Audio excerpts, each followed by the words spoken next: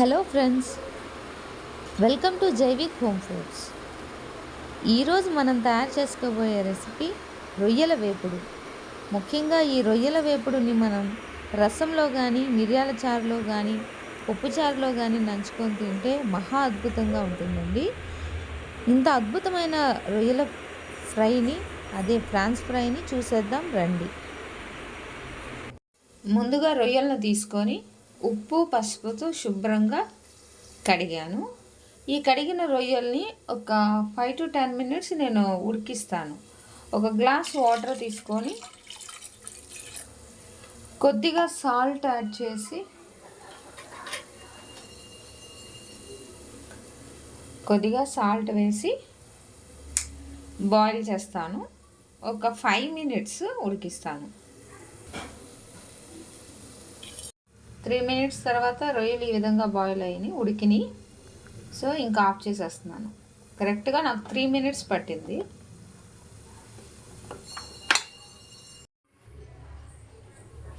ముందుగా బాండీని తీసుకొని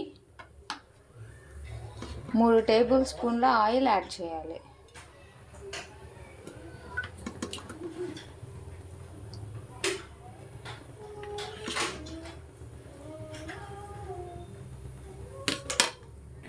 సన్నగా తరిగి పెట్టుకున్నటువంటి ఉల్లిపాయల్ని మనం యాడ్ చేయాలి.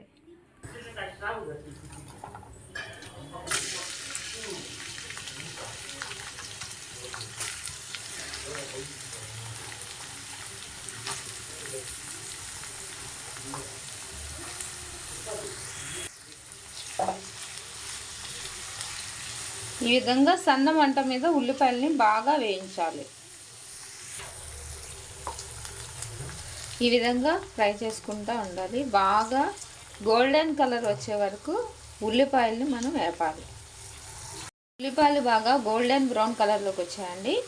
ఇప్పుడు ముందుగా మిక్సీ పట్టుకున్నటువంటి అల్లం వెల్లుల్లి 2 పచ్చిమిర్చి కూడా యాడ్ చేశాను. కొంచెం స్పైసీగా ఉంటుందని అల్లం వెల్లుల్లి పేస్ట్ని యాడ్ చేసేస్తున్నాను.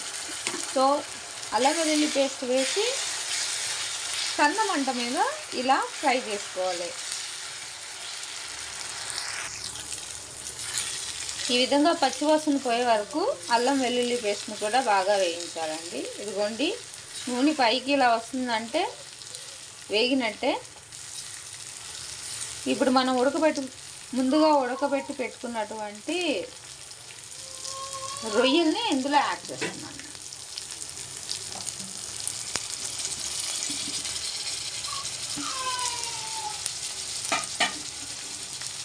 సన్న మంట మీద బాగా వేయించాలి. ఇలా కలుపుకొని సన్న మంట మీద కలుపుకుంటూ ఒక 3 to 5 minutes వరకు మనం వేయించాలి. ఈ విధంగా కలుపుకుంటూ రొయ్యలు బాగా వేయించాలి. ఒక 5 minutes వరకు కలుపుతూ వేయించాలి. ప్రాన్స్ కూడా బాగా వేగినాయండి. ఇప్పుడు కొద్దిగా గరం మసాలా, అలాగే కొంచెం జీలకర్ర పౌడర్, అలాగే స్మాల్ స్పూను ధనియాల పౌడర్, ఇవన్నీ వేసి బాగా కలపాలి. 6 నిమిషం పాటు మసాలాలన్నీ వేగాక 1 టేబుల్ స్పూన్ కారం, కొంచెం పసుపు, అలాగే సాల్ట్ యాడ్ చేసుకొని బాగా కలపాలి.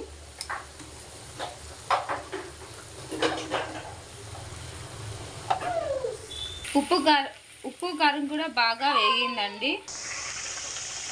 నిలువుగా చీల్చుకున్నటువంటి 2 పచ్చిమిర్చి యాడ్ చేసి కరివేపాకు, కొద్దిగా కొత్తిమీర,